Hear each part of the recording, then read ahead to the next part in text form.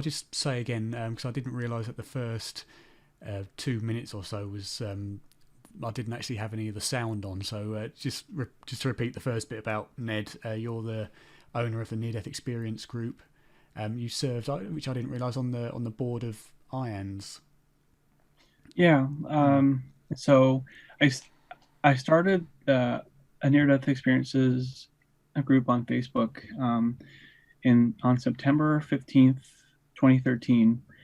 And when I started it, it was just like an impulse to share articles, and I thought it would be mainly myself. When I see a video, I'll share it there, and when I see an article, I'll share it there, and then but then people kept on joining and joining and joining and joining, and then so right now we're at just about 50 and a half thousand members, and um, almost all of that is just because people are interested, people are Mm. losing loved ones, people are grieving, or people are searching, they're wondering, and it's needed. Um, and so yeah, I created the group, and it's a public group, so there are private ones for people who need privacy, because sometimes our friends or family or coworkers, if they read about this, might look at us strangely or judge us or something. And so there are private groups for sharing if Mm. I must be private. If it's sensitive, But yeah.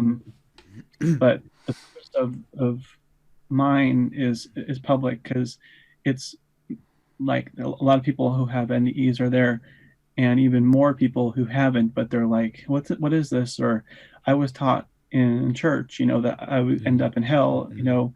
help me out, and then people will, help them out and explain that there's a lot of a dogma that isn't, it's man created. Mm. And then I was also on the board at IANDS from 2016, I think, to 2018. IANDS is the International Association for Near Death Studies, and they have an annual conference every year. And the first one I attended was in 2012 in Scottsdale, Arizona, and it was, it's amazing the people that you meet at these conferences, because a lot of them that have had these NDEs tend to open up people's hearts, and so you really, even if you never met them, it's almost like their intuition opens up, and their soul opens up, and so they you feel like family, even if you aren't, because they really understand you, and you're like, wow, it's these people are more opened up because of their NDE. So um, yeah. Mm-hmm. So it sounds like your story and mine are pretty similar, because we both started off atheistically. We both kind of, I wouldn't say I'm an enthusiast of science, but I always did like science and understanding how things worked. And growing up, of course, going through school and going through society as it is, there was never any evidence for anything beyond the brain. And as you said before we started the stream, we were biological robots, and generally there seemed very little reason to actually be alive, because at the end of the day you die and everything is forgotten forever. And like you, that kind of brought me into a feeling of suicidal thoughts. I mean, I had anxiety and depression separately to that kind of idea anyway, so adding that onto the whole thing that was going on with me really did bring me down to the level of suicide. And luckily, due to anxiety and the fear of death, that's what prevented me from doing it. But it did kind of push me into looking into more of this area in a more scientific way. I was never religious. I could never get into the idea. I mean, I was put um, into a Christian school. It was the only one around, and of course we had to pray every hour, just before lunch, just before going home, just as you arrive, and we'd spend assemblies listening to Bible passages being read out, and it never resonated with me. A mechanical. Mm, mm.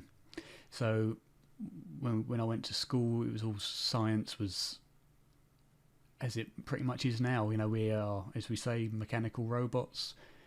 No separate kind of humanity that makes us separate from anything else. It's just that we have a slightly more advanced brain that produces our consciousness and our ability to reason and think and feel. And effectively, of course, when you die, you lose your brain, you lose everything that you are forever. And that's exactly what I believed, because I could see no evidence to the contrary. And the evidence for that position was very, very, very strong. So I certainly believed it. But I think many people do and continue to, without having that necessity to kind of look at this near-death phenomena and other phenomena.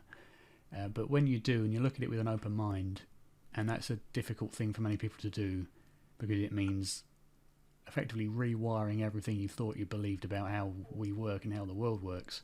But when you have the capability to do that, it really does begin to show a lot of evidence that you wouldn't necessarily think was ever there, or just hearing in passing you'd have thought it was fairy tale nonsense or wishful thinking, but actually it seems a lot more than that. Definitely. Well, and it's like the more you learn, the more you realize, since then I've become friends with mediums and people who have intuition. And so even intuition. So the culture around academia, and it's almost like an active, constant bashing of anything spiritual, like the constant, like, laughing at, if someone even asks a question, an honest question about, let's say, out of body experiences or intuition, oftentimes, in university or in a medical setting, it'll be kind of laughed off, like, oh, that's just nonsense. Why even think of that? And why even ask that? It's kind of downplayed so much. And I had a thought here about this. And so even like intuition, because the typical scientists will probably say that there isn't anything called intuition. It's you have logic, and you have guessing, and you have chance, and you can get things right if you based on variables and things like that. And but after an NDE, a lot of people who who never thought about intuition, it really opens them up, and they can sometimes hear other people's thoughts, and they can kind of feel other people's feelings, and the fact that all this is possible, that we're kind of we're almost like radio antennas and transceivers and things like this. And so mediums too, like I become friends with people who dead people come through them, and can give information that was not known by either person at all. And I was going to say something about It's nothing worse than being live and having your brain go completely dead, is there? It's happened to me so many times. Right. And but this whole topic, like, right, and even in near-death experiences, people often meet deceased people there, and even people that they never even knew about. Like, have you heard of the case of Amy Call? No. In her NDE, she actually met this girl. She was a teenager who died, and and this girl told her about, tell them I'm fine and that I can still sing and everything. And so, Amy at this time in her NDE was kind of like, okay, she just was receiving all this information. And then after her NDE, about a few weeks after, she encountered a grieving woman in a church, and she didn't even go to church. However, her intuition, like I mentioned, told her, there was a reason she needed to go there on this particular day, and she went there, and there was a woman on the bench in the hallway crying, and then and then as she heard this woman, with the people around her, it was about her daughter, and then Amy remembered, oh, in my NDE there was that girl, and then and she said, she felt like this is the reason she went there in church, and so she ended up asking her about her daughter and telling her about her hair color, which was interesting hair color, and her voice and everything, and her personality. And her mom was like, that's her, and she just gave her the whole message and everything. So near-death experiences often become mediums, even without even asking for it or trying it. Just they become aware of that. It seems to open up a certain thing in their, whether it's in their brains or in their spirits, that can allow them to receive this mediumistic information. What do you think then about those that will inevitably say two things: one, anecdotal, and two, coincidence? Yeah, Hi, those Becky, by the way. tried and true, staples of the skeptics' vocabulary. It's a coincidence, it's anecdote, and so, like, at this point, the evidence is growing so strong every day, that it's silly to keep looking at that. And so Dr. Eben Alexander, he was a neurosurgeon. He had an NDE, and he talks about afterwards the book Irreducible Mind. Mm-hmm. And it's I think the subtitle is Towards Psychology of the 21st Century. Is that Ed Kelly? I think so. Yeah, he was on it, and it was a collaboration with a few, and but yeah, and so Eben Alexander always he mentions it because it contains a lot of cases that completely show that this is beyond any chance, any coincidence. And the whole thing about the anecdotes is, I mean, if it's currently it's the only way to hear about these is through other people. That there isn't a way to, perhaps in the future we'll have some kind of a camera system that can record a spirit in the air or something. I don't know, but it's currently the only way is for people to actually share what happened, which is an anecdote. However, even NDEs, there's something called veridical perception, where people, accurately mention something like, I observed the doctor opening the cabinet, and he pulled out this particular tool and it looked like this, and this isn't common knowledge. And so when it's an accurate anecdote, then it's almost, it's just about data, it's a fact, if they hear a conversation that, is on a transcript that accurately, matches, and it happens a lot. I think when you include veridical perception, or what's coined apparently non-physical veridical perception by Jan Holden, when you include that into cases and that has been verified by a third or fourth party, then that to me takes it beyond the realm of anecdotal and becomes a case. Matches. as Tricia Robertson and I had a discussion about the use of the word tale. You say about a near-death experience, a tale of a person, and she quite rightly said, I wouldn't use the word tale. I'd use the word case or a similar word because it can get misconstrued.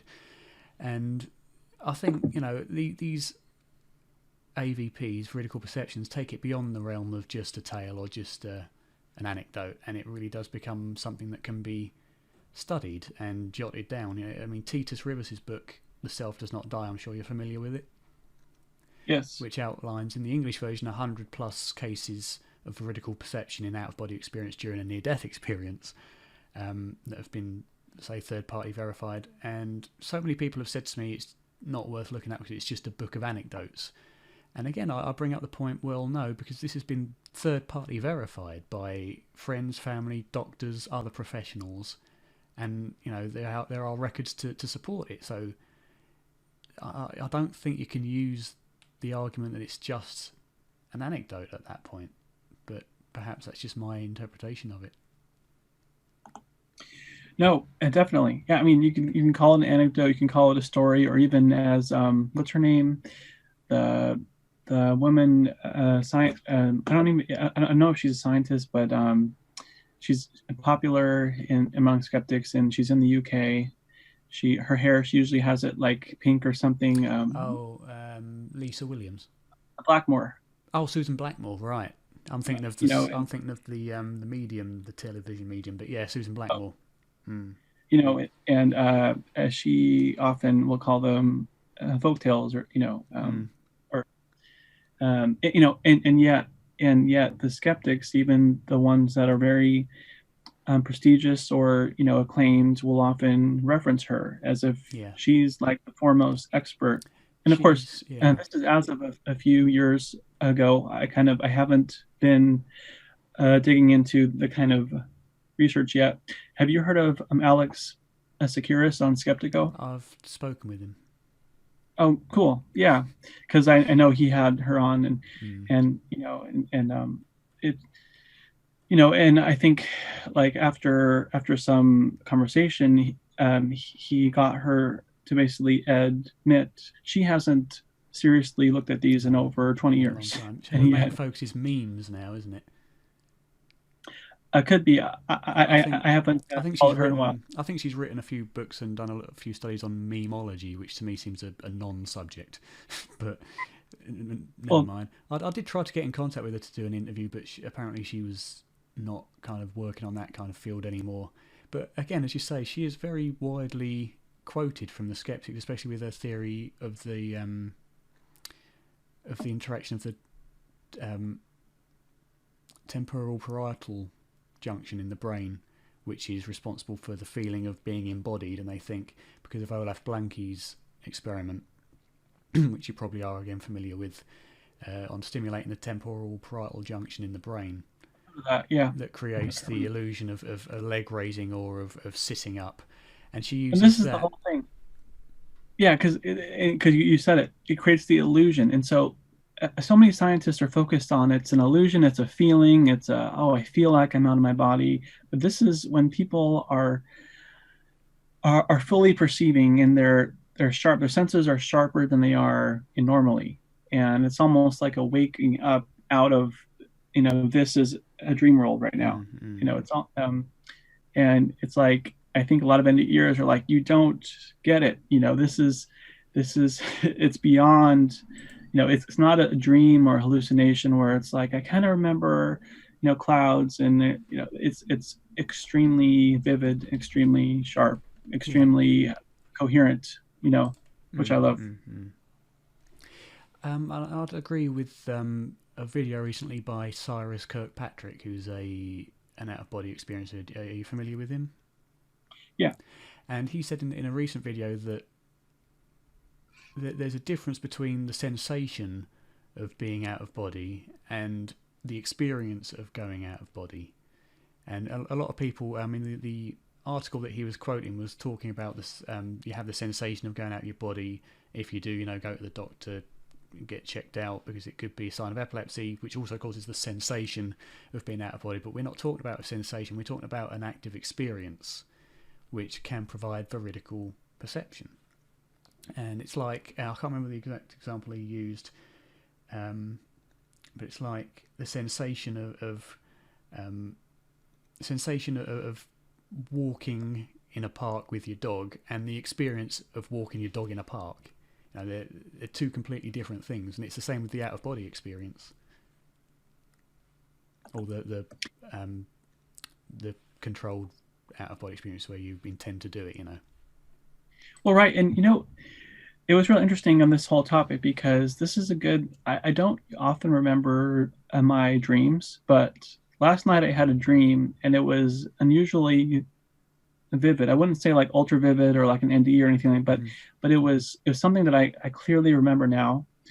And it was so interesting when because it is something interesting to analyze or study. I was in a grocery store kind of thing, and it was in kind of a setting behind me, somewhere wooded with a forest, and then outside there was it probably was like a morning time, I think, and I saw like an elk, with the horns and everything out, and then a mountain lion was attacking it, and which is unusual. Like I don't usually have dreams like that, and it wasn't even. I was observing it, kind of sad because I don't like to see things like that, but also it seemed like, and it was clear, like, and remember how it looked like, but also it seemed like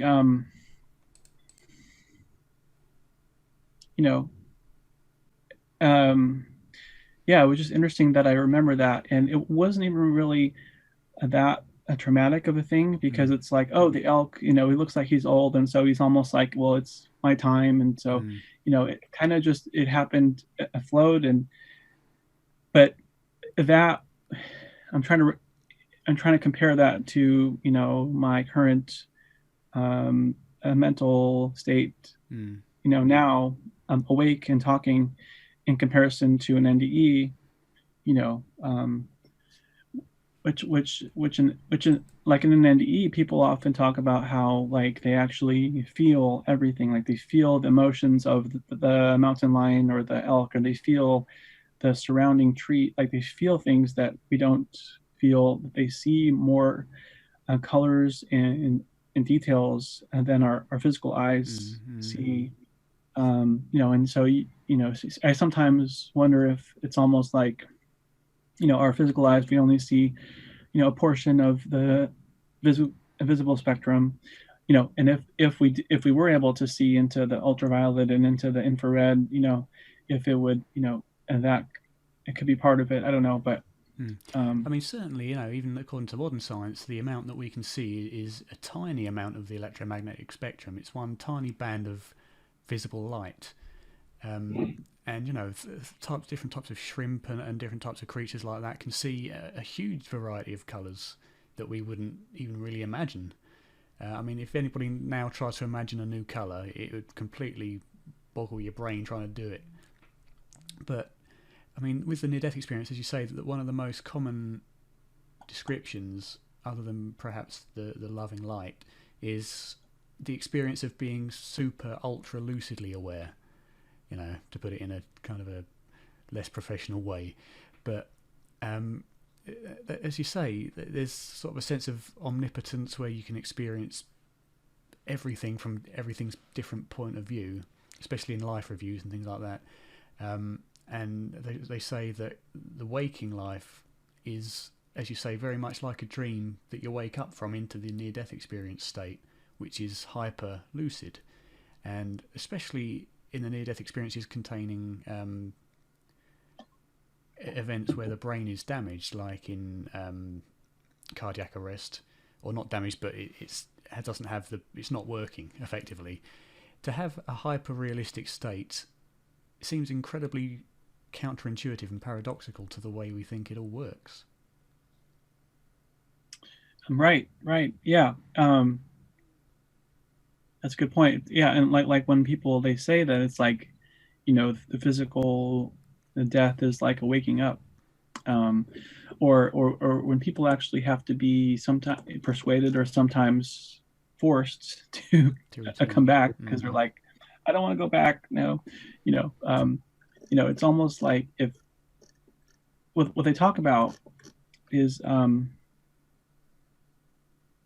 you know, if like the Earth is such a, or I guess when I say the Earth, I mean this physical dimension we look at the stars, we look at the moon, including all that. Mm-hmm. This dimension, Earth, reality, is a small fraction of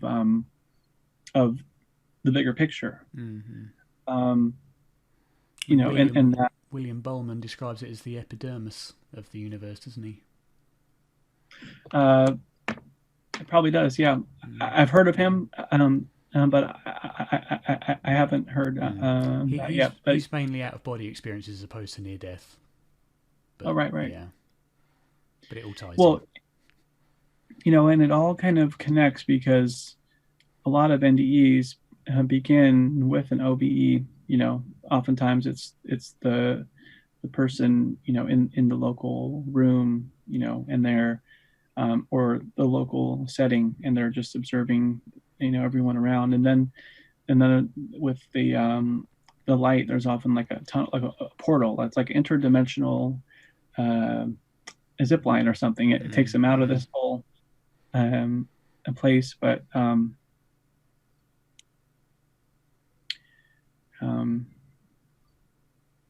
yeah, Mm. and the whole love thing, that's a key, a piece. Like a lot of people are actually asked, what did you do for your fellow person and people on Earth, or if it isn't, everyone's is unique, and sometimes it's more, it's um, a life review, but it's like the message, and no one is ever encouraged to be more selfish or more, like cynical, or more like, well, screw everyone else. I'm just gonna, Mm. Become I'm more gonna earn a lot materialistic. in Yeah. in business, and that's the purpose of life. It's always, no, that's not the purpose of life. Mm. You're all connected with the earth too, and the animals and everything, and that it's all precious. Mm-hmm. So Yeah.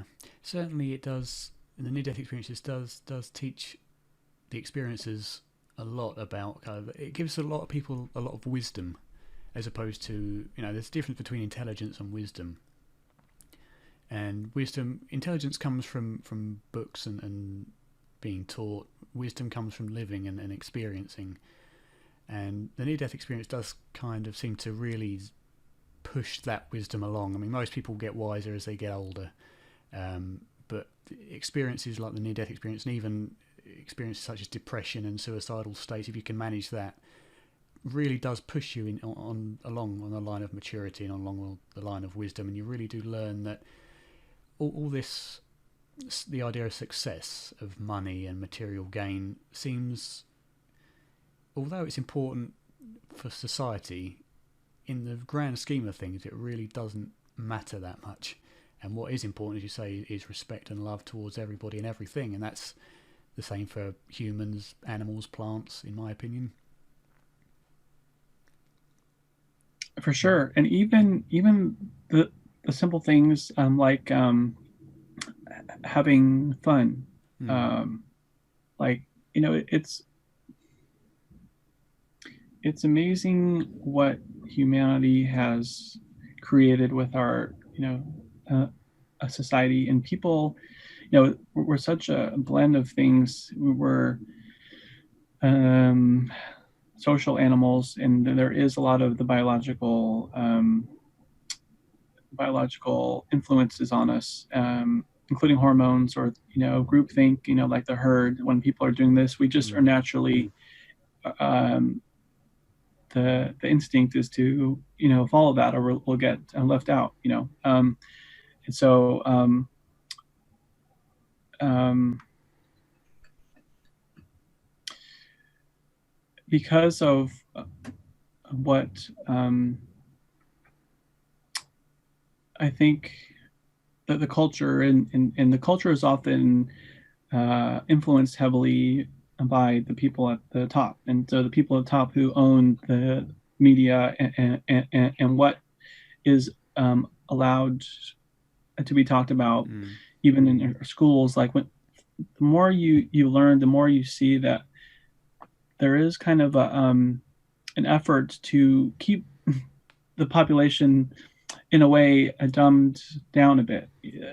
Certain things are off limits, including NDEs, and so I think a lot of the the attitudes among academia, and not directly, like intentionally, are because of being directly manipulated and controlled, but it's almost like the influence, the people who have the power always, either if they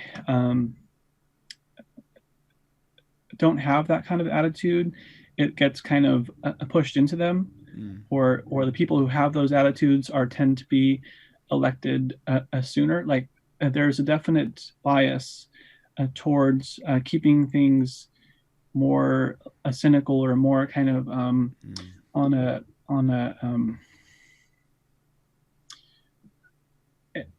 less loving, a less empowered, a less fun. I wonder if that's often because if people had the idea that they were these unlimited spiritual creatures, and they understood what is really important in life, that they wouldn't be able to be manipulated quite so much. They wouldn't be able to be kept under control, because they wouldn't be bound by those limitations that are put on us anymore. I mean, I could imagine it wouldn't be good necessarily for the economy, because people would be thinking, well, why should I spend 50 years of my life working when there's all these experiences out there I need to go and have done. People wouldn't be so keen to working for so long. They would be less likely to be controlled by their bosses or by whatever, because they'd think, well, I don't need to be doing this because it's at the end of the day, yes, I might earn more money, I might get more houses or whatever, but at the end of the day, why is that important? I'm going to go off and do what I want to do, and that wouldn't be good, as we say, for the economy generally. So there is certainly that need for some kind of system. But right, and I want to add, because you said like it wouldn't be good for the economy, and I wanted to add on top of that, the economy as it currently is structured now, or as we currently have it, because it's like I love Anita Morjani, who had a near-death experience, because she always talks about what she learned about the emphasis on cooperation over competition, and the system now is competition. It's fear-based. It's you have to outcompete, and then there's always a stress and always a fight. This company is like, oh, this other company, our competitor. It's a lot of stress, and competition is, definitely has value in its way. It has, it can help foster innovation. Definitely, when you think about evolution as kind of a form of competition, but the message of cooperation, which is more about, if we used all of our differences to help each other, we would actually accomplish much more, much faster. It would require people to be more, grounded in their hearts, and so less manipulated by fear, or like, let's say a lot of people in politics right now are pointing the finger at certain groups as if they are causing all the problems, and we just have to,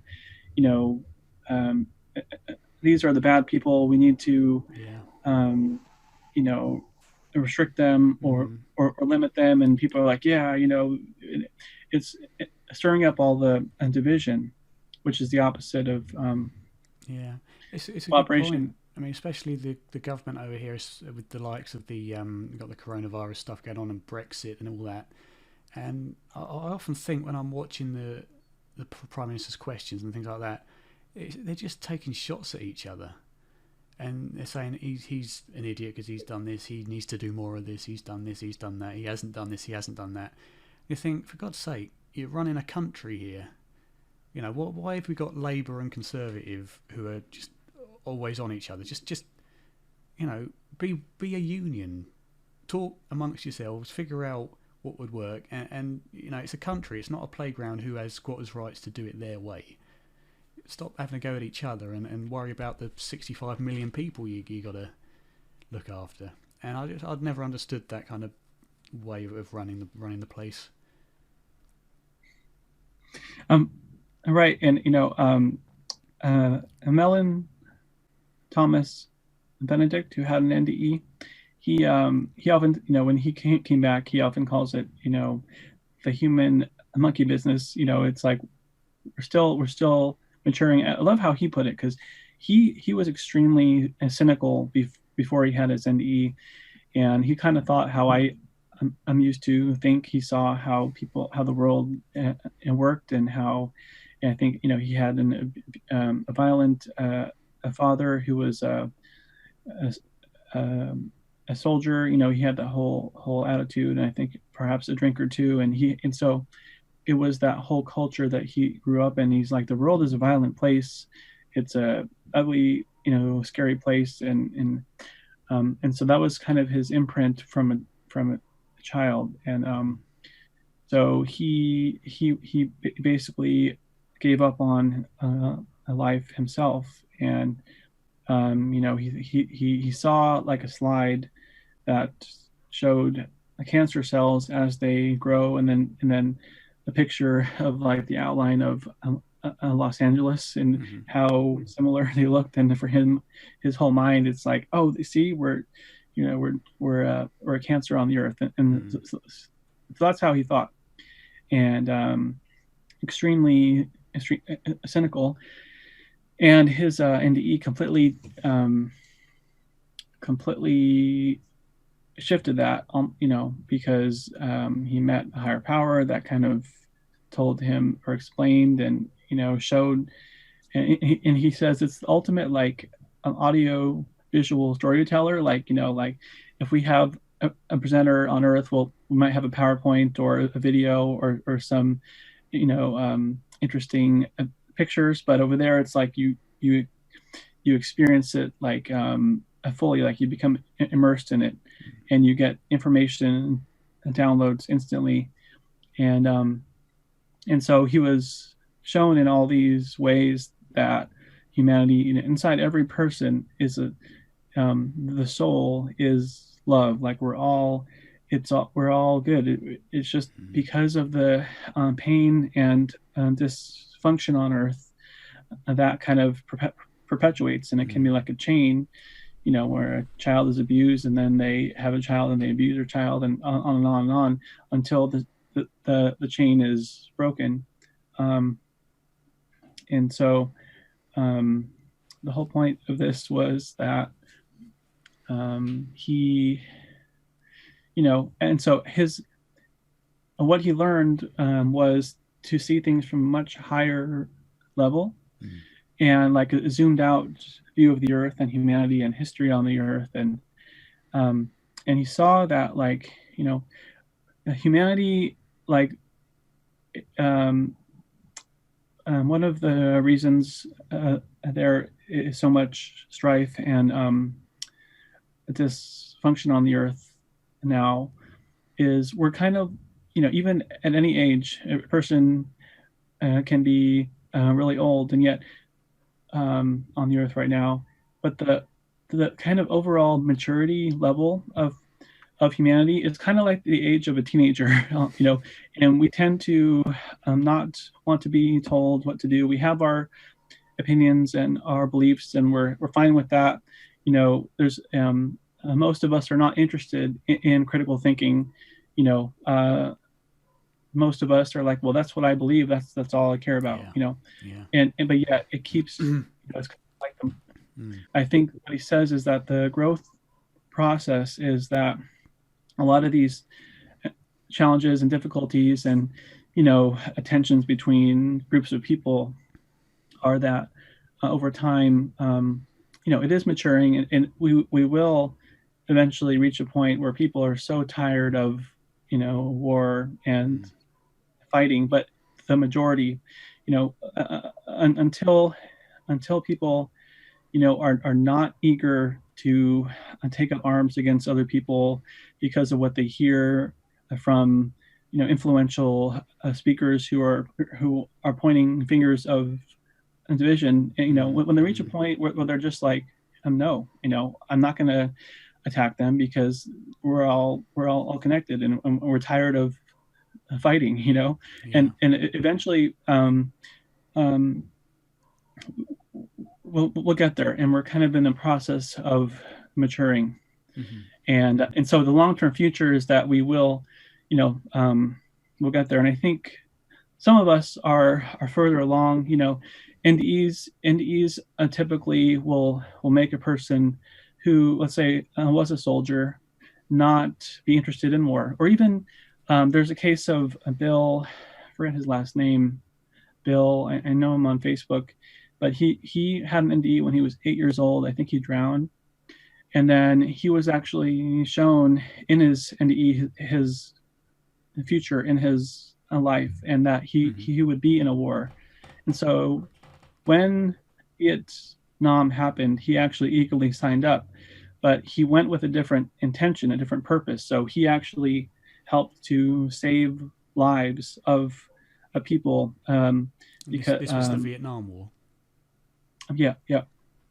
And and so that's also a good point, is that intention is like the biggest thing on earth in terms of when we have a life review. It's like, what were you doing and why?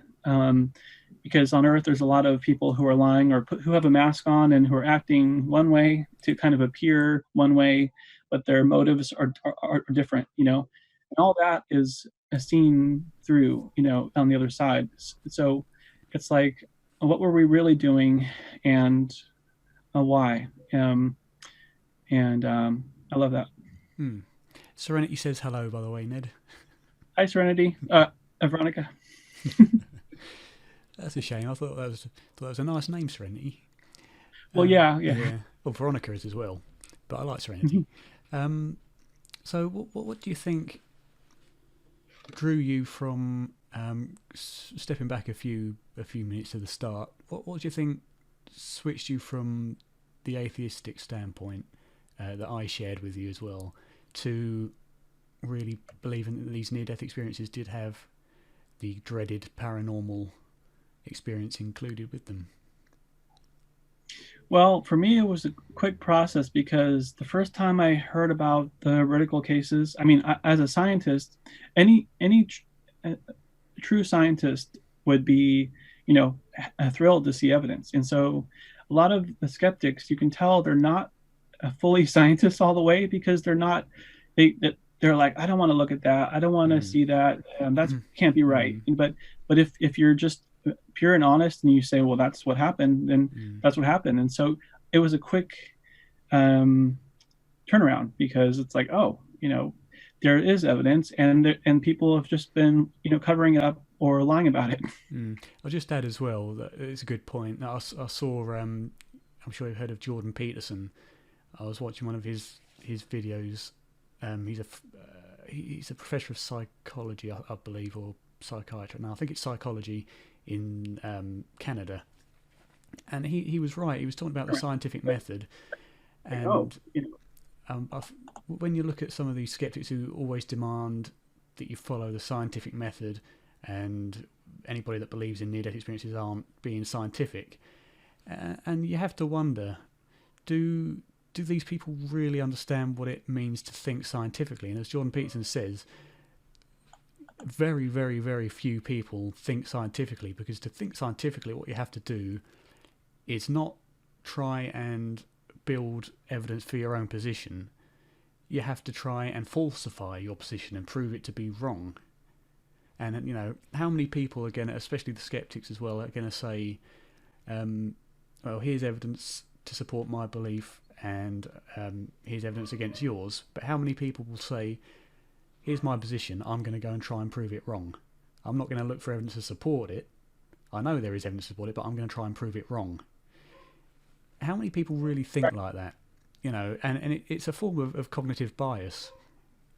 People will look for evidence that supports their belief and won't look at evidence to the contrary. And to do that is the antithesis of science. And it's on both sides. Generally, it's the loudest people on both sides. You know, the media skeptics or the people that sit behind their keyboards and call everybody idiots. You'll think, well, yeah, okay, but do you really follow the scientific method that you preach? I highly doubt it. And that's what I try to do. You know, I've looked for evidence against the idea of survival of bodily death, which is what I mainly do. And there is evidence against it, but it's not strong enough to completely falsify what I believe. And that's the way I try to do it. And I really wonder how many people do actually try to falsify their own position. Right. That's an excellent way of doing it. And I would say for me, it wasn't even about any side. Like, it was more about, all right, I just want to know the truth. And so I'm just going to dive into the data, and, you know, that is the gospel, you know. And so that was, it's because a lot of people are not interested in the truth or the full truth. A lot of people, you know, like I mentioned with Mellon, Thomas Benedict, and you know, like he accurately explains a lot. Like, you know, people were kind of like adolescents here on Earth. You know, no matter our age, a lot of people are just like, that's it. I don't care about the facts. Like, if you look at leaders of countries now, you know, it's just like, well, this is what I say, that's what I believe, you know. And then you have the whole thing with the law of attraction, and people are like, well, if you believe it, you know, then you'll make it a reality, which there is some truth to that, but it's not the full, you know, because like if you're immediately think it to be.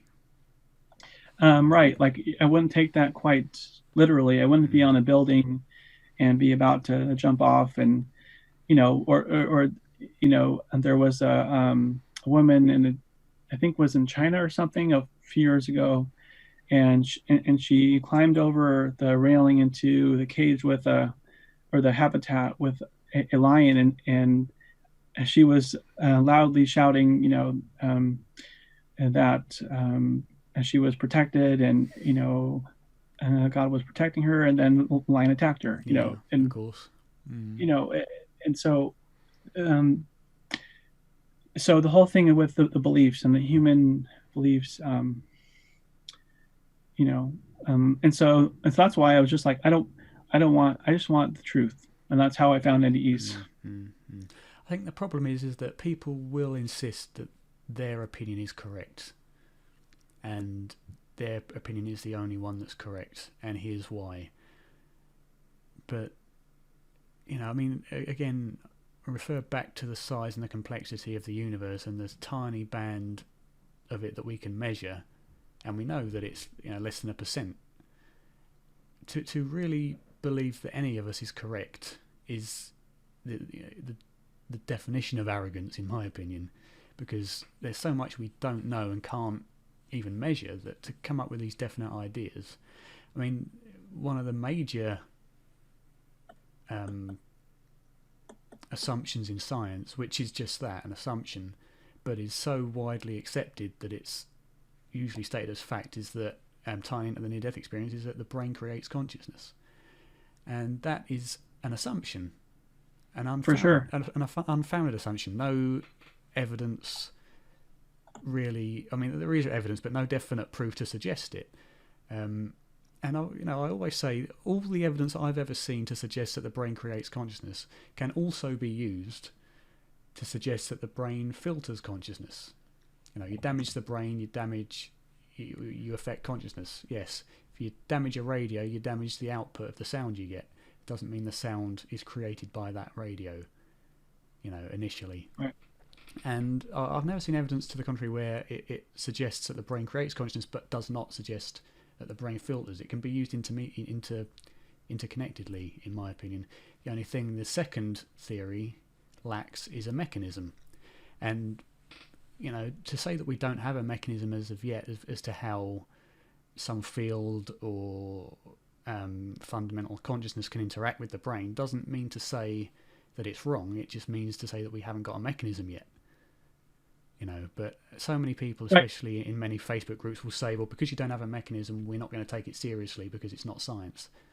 Right. And that is so common. The whole thing about, because I don't know what part of science, like the core principles of it says that you need to have a full, theory just to account for a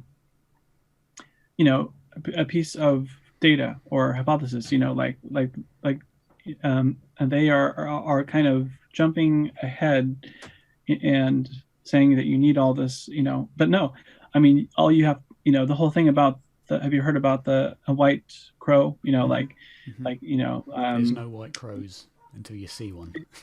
Mm-hmm. Yeah.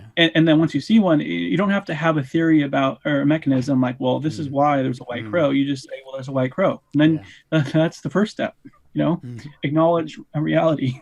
I think to take that comparison, what people who object to near-death experiences are saying that, right, I see a white crow, and then the skeptics would equally be saying, well, no, it's a black crow, but someone threw paint over it. It flew through some white chalk or something and it became white. It wasn't actually white, it was an illusion. And you're adamant, no, I picked up this damn crow. It was a white crow, And that's what we're saying with the near-death experiences, that people have had these experiences and people have had veridical perception. That's the data. Try and explain it away, but these people that have had these experiences and the people that have researched them are damn sure, more sure than you are against it, that they are as they were experienced. Are you aware of any experiences that took place, because I hear this a lot, that took place while the brain was definitely not working? Because a lot of people bring up the Pam Reynolds case, and I think these are the most interesting cases where there was experience during the time when the brain shouldn't have been working at all. But they always say that, well, the experience took place either as the brain was shutting down or while it was ramping up. There's no cases of it definitely while it was flat. I don't know if you know any of experiences like that. Well, and so I'm definitely familiar with the Pam Reynolds case, and so let me think about others that, because I know for Eben Alexander, I know he was in a coma, but I know he I think all of his I think his whole brain was impacted, but I know especially his I think it's the prefrontal cortex was completely offline, and his I've spoken to Eben. He had a gram-negative bacterial meningitis, which is a very rare form of meningitis caused by the E. coli bacteria, and it riddled his entire cortex, which is the human part of the brain. It riddled it completely and completely shut it down. So it was pretty much as if he was dead to the level of the brainstem. And to have any experience during that time was amazing, because he was unconscious. According to his testimony, he was unconscious from the moment he said goodbye to his son as he went to school up until he woke up from the coma, and there was no in between kind of being conscious. So the experience took place between his first moment of being unconscious on his bed at home to waking up. So, I'd imagine that to render you unconscious initially means that that E. coli bacteria had taken over completely by that point. So I don't know how quickly it completely degrades the brain, as to whether that could explain as to why he had this experience, maybe when the brain wasn't completely shut down. But it certainly seems difficult to justify how his brain would manage to create a hyper-realistic experience while under the influence of that bacteria, that meningitis. The only problem with Evans' experience is it didn't have any veridical perception in it, so it's difficult to really objectively justify that. Right. Well, and there is. Have you heard of Dr. Mary Neal? Mm-hmm. She drowned, didn't she? Yeah, and I know she was underwater for at least half an hour, 30 minutes, and she did have. Well, I guess for the whole thing with the vertical perception is you need other people. You need like a camera or something outside to verify what people are saying. But and so if she was underwater for half an hour. I'm only vaguely familiar with how the body begins shutting down. And so, do you think at that point her brain was probably like her heart was stopped at that point? You'd have thought being underwater for that length of time without access to oxygen. We know, don't we, that when the heart stops and there's no blood or oxygen getting to the brain, it takes up to 20 seconds, I believe it is, to shut down completely, or to lose consciousness rather. So being underwater for half an hour without access to oxygen, you'd have thought would have rendered the brain completely unresponsive to anything, not to mention any kind of lucid experience. You'd have thought that would be impossible. Half an hour, 30 minutes to go without breathing is a hell of a long time. Right. And so in her case, she was, and so her body, I think, was 10 feet under water. And then her friends and her husband was in the car, but I think her friends were on the shore trying to get to her, and it was under a strong waterfall, and so they couldn't easily get in there. And so she was watching them, and then she went to another realm, which we talked about with the love and the beauty and the hyper real, and then she talks about how one of the young men there and tried to resuscitate her, and like we said, that and people, it's so beautiful, they tend to want to stay there. And so she talks about being annoyed at the fact that he was trying to save her. Yeah. And he's like, okay, and she was like, okay, I'll humor him. And so when he did CPR, she kind of would enter her body and give a breath and then return. And so but this was all clear and aware in this whole process, and so, which is interesting. And so even with her body underwater, she was observing all this, and she was entering. Oh, actually, no. At that point, they had pulled her out.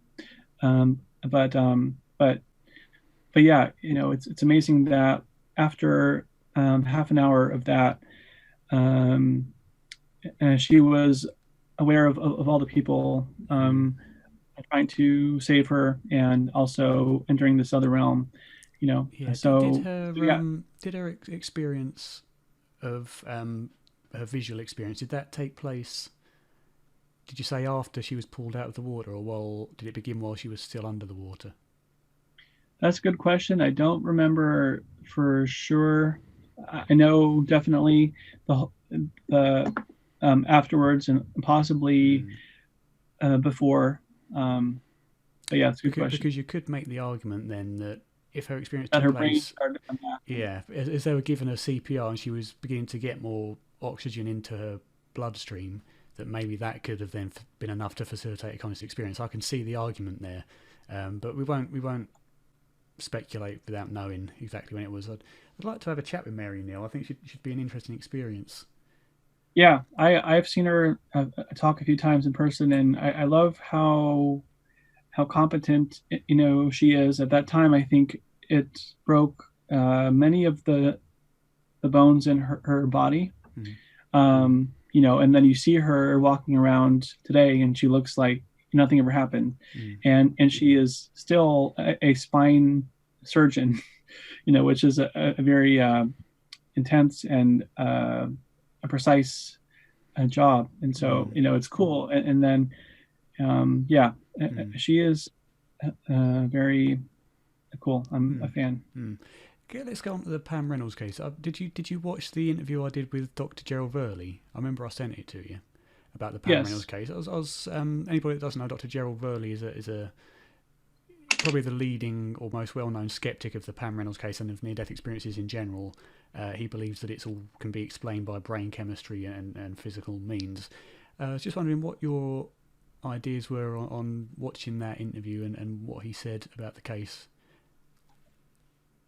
Well, let's see. So I know that he, I'm trying to remember the details. I know that he, I think, because I've seen him talk on or write on a lot of the internet forums and comments and things in debates and things and over time. Reviews. And so his story, like, I don't think he ever changes it much at all. And so from what I remember, like he talked about the clickers in the ears, that he tried them on, I think, and that he was able to hear a conversation near him. Yeah, and just to clarify, these clickers in the ears are used to monitor brainstem activity because Pam Reynolds was under a hypothermic state and under general anaesthesia, of course. And they put these clickers in the ears to monitor the brainstem activity, and it was 100 decibels of clicks in one ear and white noise in the other. And 100 decibels is equivalent to standing next to somebody on a pneumatic drill working on the roads. So, and Gerald Burley's assertion is that he put these clickers in his ears at the 100 decibels, and you can clearly hear what other people are saying. To me, that seems difficult, but he also says that because Pam was a musician, she would be able to hear kind of through the clicks because of her trained ear. But again, her actual experience never mentions even hearing the clicks. So, right. Just to clarify that. Right, and it's possible, that he is the only, his ideas are the clinchers that explain this all. But, when you have case after case after case and they're coming in every day, and it's, these vertical perceptions, and so the clickers is just a small part. That's just her hearing. And then it was her seeing, her observing the shape of the tool, which I think she said it looked like, more like a toothbrush. When you think about a saw, you think like a saw. You wouldn't think it would look like a little toothbrush, and she accurately described that, and everything. And so, but also it's the after the after effects. I don't think I've heard any skeptic ever mention about or explain the after effects on a person and the transformations, including the electrical activity that they often can't wear watches work, and gadgets, computers often blow up and stop working around them, and so something in their energy field changes after these. It's almost like if they get a that their energy gets like a power up or something. And then the intuition thing, and then the knowing things or feeling what other people are feeling, hearing their thoughts. These kinds of impacts on a person. Skeptics still say that there is nothing like intuition, and there is no soul, there is no spirit. We're just the physical only, and it's all in the brain. I think the main hang up that the skeptics have on the idea of the soul or the spirit is that it can't be demonstrated empirically. Most of the arguments I see when someone says about a soul or about God, they say, well, can you demonstrate your God? Can you demonstrate this soul? Can you demonstrate consciousness outside the brain? And what's your opinion on that kind of idea or approach? Yeah, that's a good question. It's kind of like, I feel like it's a little bit, like I said earlier about having to have a mechanism. It's almost like putting the cart before the horse. It's like, well, before we get to that, we can just acknowledge what is, um, and so, um, you know, so in terms of, a a soul, that if it can be demonstrated, or it can be shown somehow empirically, um, you know, it's kind of a open-ended thing, but the thing I would return to is that the vertical perception, especially the vision. If a person, oftentimes NDEs, they talk about they're over the scene, or they're on the corner of the ceiling, and observing things at that particular angle, and so, like, you could say that, like, and that is you know a reference of a soul or something at that a location, um, you know, but and Dr. Sam Parnia, with the AWARE study. I haven't followed that in a few years, but I know he was the one putting the targets. Yeah, he put up a bunch of targets around, expecting that if someone was to come out of their body during cardiac arrest, that they'd be able to see the targets. The problem with that was there were, I think it was 2,000 people in the study. Of them, a small percentage had or reported out of body experiences, but only one of them reported any kind of perception during the out of body experience and was well enough to be interviewed afterwards. And that one person did give accurate information. They didn't see the target, but they did give accurate information of what was said and what was done, I believe. I think that was. I think so, yeah. Was that the guy that said about the bald doctor? I don't remember. I can't remember. I might be mixing two things up there, but it was something like that. But yeah, yeah, and so in that case, I guess we need more data, a larger sample size. But yeah, so even in that case, the person had that, and they had, I think, like you said, the vertical perception, but they just were not looking in that area at that time. So the frustrating thing I see when people say, can you demonstrate consciousness outside the body, is you say, yeah, here you go, here's all these cases of vertical perception. You're not going to accept that, though, are you? Because it's all anecdotal and it's all, anti-science and pseudoscience or whatever. And you can predict that they're going to say that's not demonstrating it, that's anecdotes. And you think, well, I've given you what you asked. Okay, here's a peer-reviewed article from the Journal of Near-Death Studies. Oh, that's not a serious journal, that's just pseudo-journalism. You think, oh, what can we do then?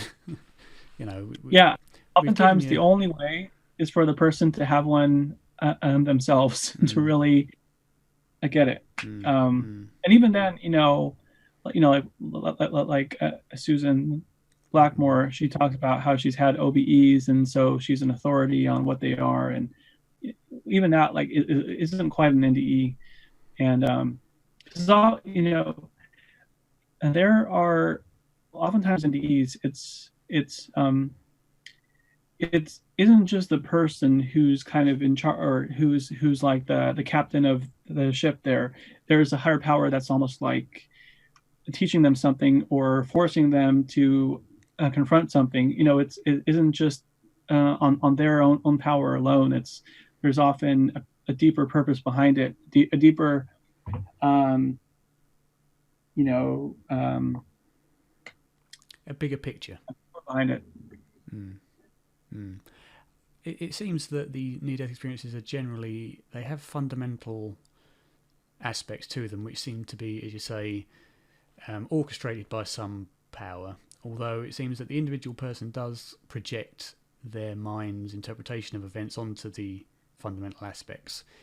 So for example, one of the fundamental aspects is seeing deceased or discarnate entities, and that's the foundation. And then you see some people that say, I saw Jesus, some people say I saw Muhammad, some people say I saw Shiva, some people say I saw a Yamdut, who took me to. So it seems that our minds do have an effect on the experience at the interpretational level. Well, right. So something I want to add is that, like, what I've learned from looking at hundreds or thousands of NDEs is that I say that there is a higher power. For the skeptics out there who are like, I'm not convinced, but say that there is one. What the cases show us is that it's almost like people. Have you ever tried to teach something to someone that was completely outside of their reference point or understanding? They often it would be like trying to teach a duck to do the stock day trade. Yeah. It wouldn't ever result in anything. So what happens is people are kind of communicated to and taught in a way that they understand and in their own that they can get it. So and Ricky Gervais says something similar in one of the podcasts he did on his comedy thing. He said, if you were to have an alien, or it wasn't an alien, it was a lion. If you were to talk to a lion, you couldn't have an intelligent conversation because his frames of reference would be so far removed from yours that even if he spoke perfect English, you wouldn't be able to understand each other. And I suppose it's similar to this. And I know Ricky Gervais is a big skeptic of this sort of thing, but he's right when he says that sort of thing. But it's not really applied to your own kind of ideas. Right. And it's all like the more you learn about these, the deeper you understand how we're kind of, it's easy to want to see people on Earth and kind of, I think that we all kind of have the same background, or we all kind of have the same, what's the word, understanding. Mm-hmm. But the whole point is it's almost like what you learn is that people on Earth are from many different places in the universe, or it's beyond multiverse. It's like soul groups and families. Mm-hmm. The more you dive into this, you learn all these things. And so some of the cultures where people are so seeing things in one way, completely different from like the Western, it's almost like people are kind of, shown what they understand, and that understanding can be very different. And even like in terms of, what's interesting is that a near-death experiences often remind people that this isn't their only life on Earth, and there's other lives, and not even only on Earth too, other places too. And so even if a person never even believed in this or thought about it or taught it was impossible, people often remember things like, oh, I know why I'm in this particular life now. I remember. And then people talk about they actually chose their parents and they chose situations. And so it's very deep. And so it's also rich. Like, it's not just a simple, like the skeptics will say, well, you have a feeling of there's a bright light and a feeling of your body and a feeling of love, but it's much deeper than that. and it's these, like, you realize people in your lives, in your life, and the deeper reasons behind them, and the deeper lessons, that you're all learning, and that we signed up for this before we came, and that so it's very interesting, because when that information actually checks out, and it's like it's coherent, and it matches on what you have experienced, it's incredibly eye-opening. And so on after being around NDE ears for so long, and having friends who've had them, and having friends who are mediums, and who have strong intuitions, it's almost like, the the squabbling over, if it was just an anecdote about an NDE or not, is so, like, in Evan Alexander's words, like child's play. It's like the people who really understand this are much further along, which I love. So, however, it is important. It's important to have a clear demarkers, and clear, critical thinking, and not assuming anything, and not believing anything without checking it out. Mm-hmm. And to that end as well, I see a lot of comments that come again from the skeptics.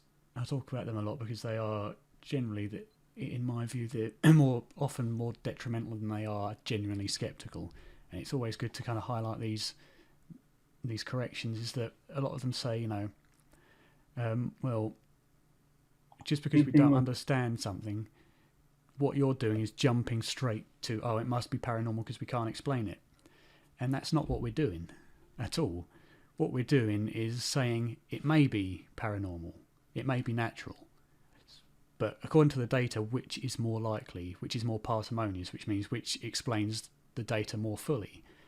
And unlike these folks, we are taking the possibility that maybe there is something that we'd call paranormal to it, because there may be, we don't know. There may not be, but there may be. And we're just saying that the data is more suggestive that there is than there isn't. We're not saying we don't know, therefore magic. We're saying that if we put a paranormal aspect to it and consider that there may be something that you'd call paranormal, does it explain the data more fully than if there wasn't? And yes, it does. So that's why we kind of are more drawn to that belief. We're not saying that it's something outside of nature. What we're saying is it's some part of nature that we haven't yet discovered, which would allow for this to happen. Yeah, and what's interesting, that reminds me, because a true scientist should always be open to learning and to new data, because what's interesting is that, like, I know some NDEs where people were shown, there was a woman who had one when she was a kid. I think this was in the early 1950s, and she was shown people in like classrooms working on laptops, and at that time, computers were huge, room sized, yeah, things, and but she was shown this and actually told, you will see this in your future on Earth. I've heard of this. So there are such interesting things like that, that people are often shown into their own personal future, and even like a person, well, actually many people talk about that, if they had one as a kid, that I saw that I would be married and have a kid and all this stuff, and they had their NDE like at 8 years old, so it's it's really interesting things, and which kind of, it all kind of arcs and connects, like when you look at psychics or mediums, and when the real ones, skeptics often will just lump all kind of frauds into a pot, and and say that this is psychics, but it's not like that. There are people with demonstrated abilities. I know Dr. Julie Beischel in University of Arizona with the double-blind or triple-blind study, I think.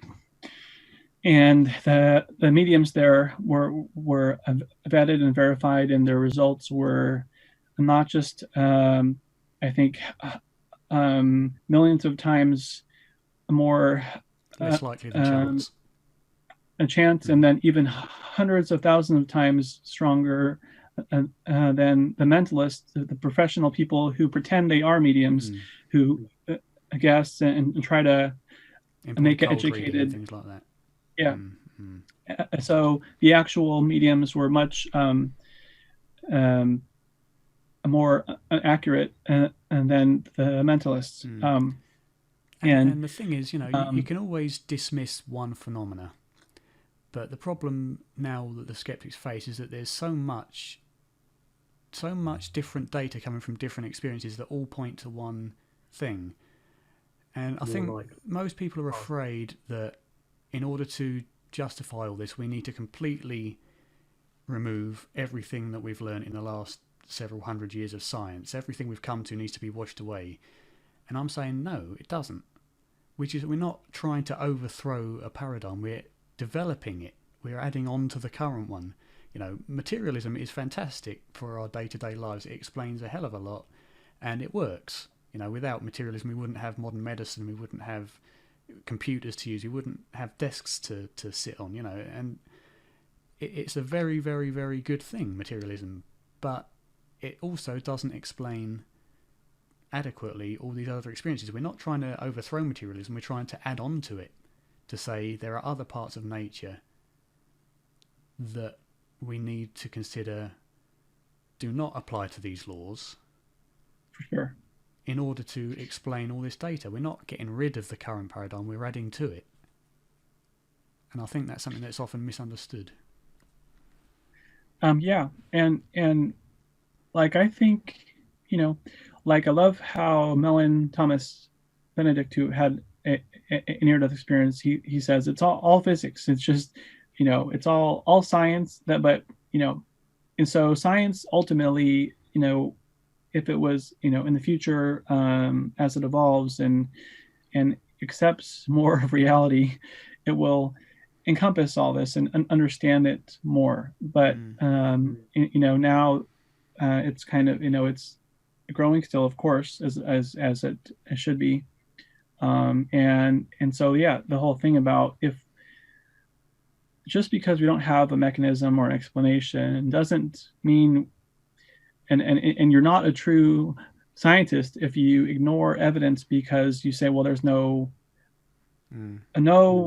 way that could possibly happen because there's no mechanism, so I'm just going to ignore it. Because that's like an ostrich with your head in the sand. The thing is, how do you find a mechanism without understanding that there's something without one that you need to find for? And I was watching a video with a guy who was debating somebody trying to argue that near-death experiences are physical, and he was saying that that his opponent was jumping to paranormal, whereas he's saying it's not paranormal, it's just undiscovered natural. And in my mind, I'm thinking but that's the same thing. Yeah. We're not saying that paranormal is outside of nature. We're saying it is nature that we haven't yet discovered. And it seems it doesn't necessarily mean it has to be physically based, or it may be physics, but in a different way. And through history, do you think people really understood lightning when they believed it was God being annoyed at them? No, they kept doing science, and they eventually added more concepts and more discoveries to discover how atmospheric static electricity works, how it interacts, and where lightning comes from. So we just keep doing science, honest, open science, and we will find a mechanism for this. And it may not be completely physical or materialistic, Definitely. I mean, and the whole thing about NDEers when they come back and they, electronics around them stop working. It's like there is something, maybe with electricity there could be some even, like with with what's the word? Integrals, or I'm all mixed up. But like, so if you have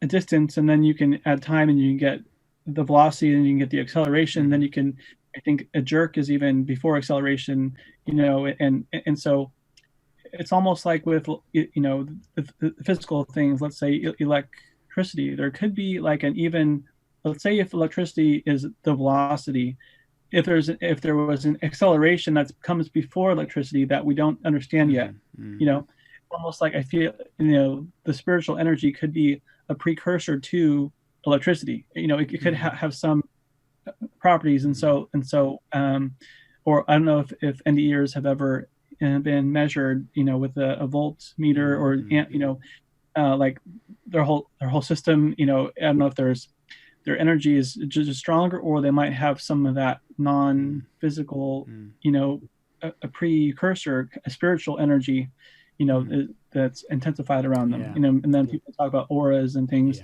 There are people that actually see them. NDEers often will see them after their NDE, even if they never believed in them or thought about them before. And again, it comes back to the idea that we don't have a mechanism for it, therefore it's not science. But here's the thing, the idea that clocks stop working, even Peter Fenwick describes it when people die. Suddenly clocks will stop at the same times, and different electronics will go. Now, the point is not that we can't explain it. The fact is that it happens, and it happens enough to warrant it being an actual phenomena. And it's an actual phenomena that the current paradigm of science doesn't explain. And that's the foundation. This phenomena happens. We know it happens. We've seen it enough times that it happens to be beyond just anecdotal, to be beyond just coincidence. It happens to many people across many different walks of life. It's a definite phenomena. Now the challenge is to explain it. And everything we understand in materialism doesn't do that. So again, this is where we need to start building and looking more at what we'd currently call paranormal, and look at it openly. Definitely. And I want to ask, have you had any either OBEs or anything interesting in that field? Okay. I've been working on it.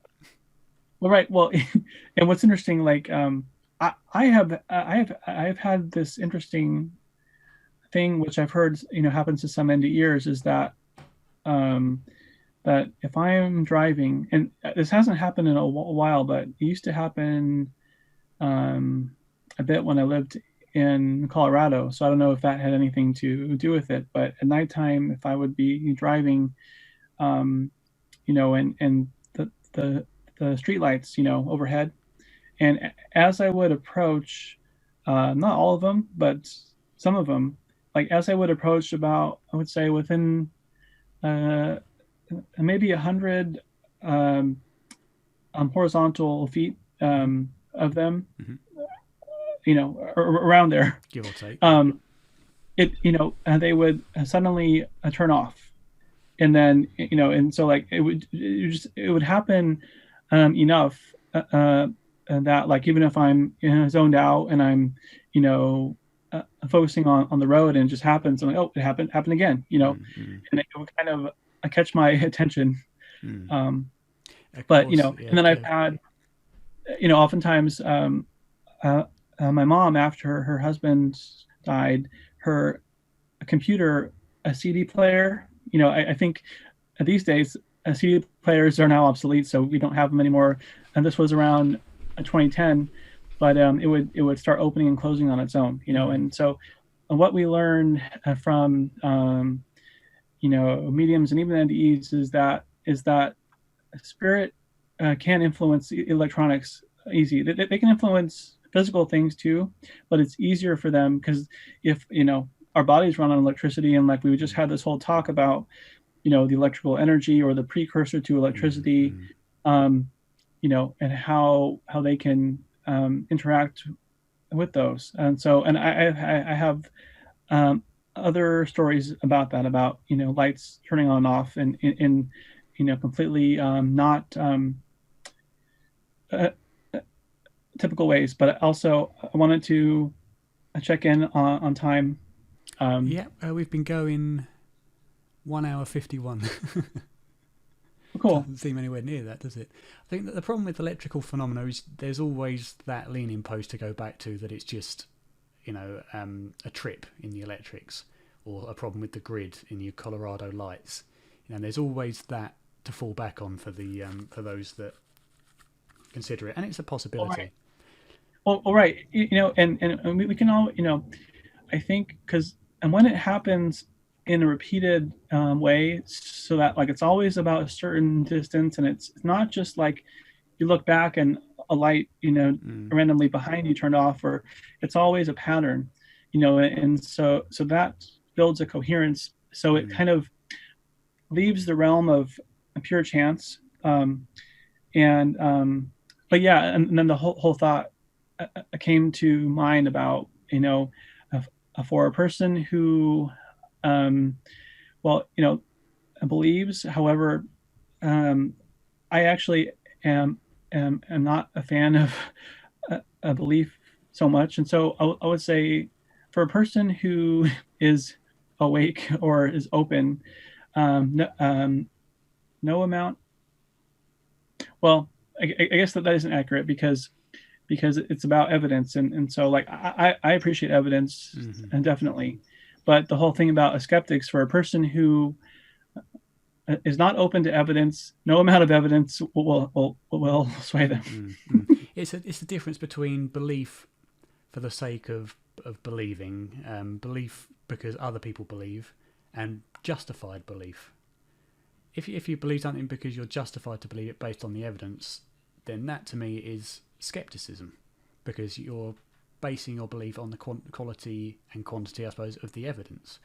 And a lot of, especially atheistic people, will describe the word faith as belief without evidence. To me, that doesn't seem correct, because many people have faith in something because of the evidence.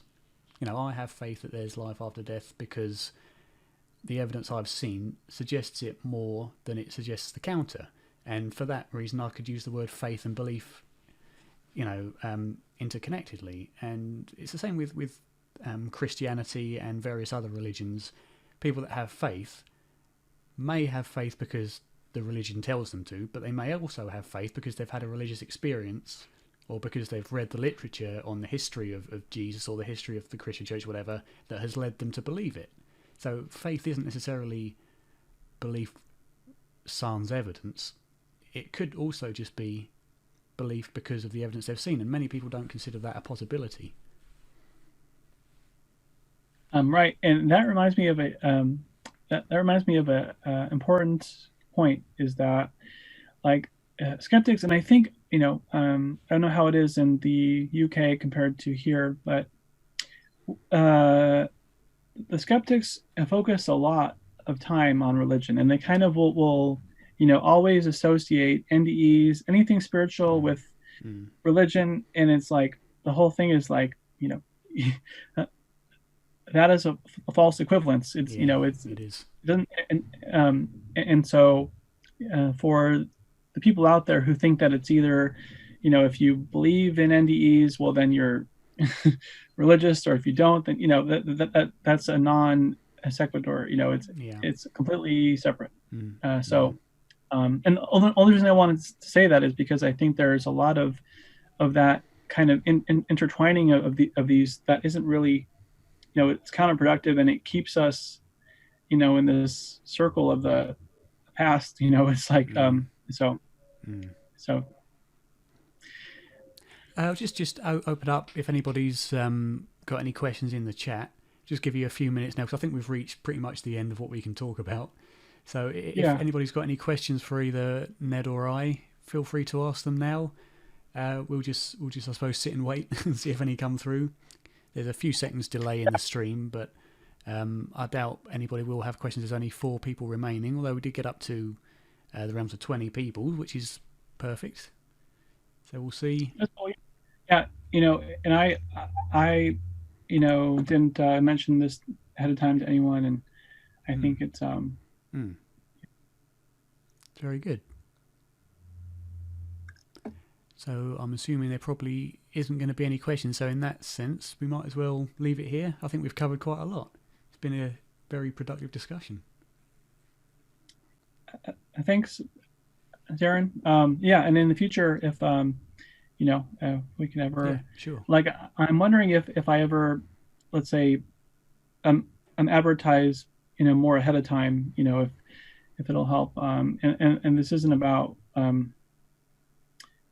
it's the reason I do these. I feel awkward and with my hair and everything. I just woke up but it's like I always remember. Even a lot of NDers will say that when they came back, they were told, to tell other people, anyone who will listen, even if they're in a room and it's only one person.